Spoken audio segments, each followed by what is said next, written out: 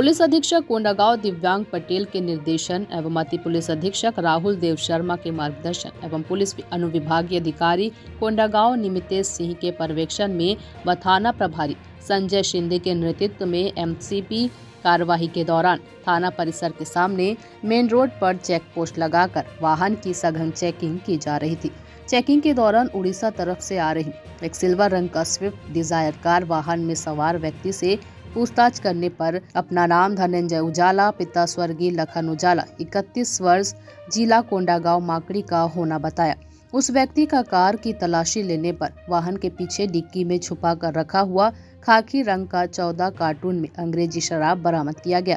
आरोपी से पूछताछ करने पर अंग्रेजी शराब को लेकर बिक्री हेतु माकड़ी ले जाना बताया। बरामद किए गए अंग्रेजी शराब की अनुमानित कीमत 62,400 रुपए का है। आरोपी के विरुद्ध थाना अनंतपुर में अपराध क्रमांक 20/2022 धारा 34(2) आबकारी एक्ट अपराध पंजीबद्ध करते हुए आरोपी को माननीय न्यायालय पेश कर जेल भेजा गया है। उपरोक्त कार्यवाही में थाना प्रभारी निरीक्षक संजय कुमार शिंदे, विजय राडेकर, रामकृष्ण, रघुनाथ कश्यप, कृष्ण कुमार बघेल, आरक्षक 466 रामजी वटी, 677 मानिकर सलाम, 965 सोप सिंह मरकाम का विशेष भूमिका रहा। माकड़ी से रोशन सेन की रिपोर्ट।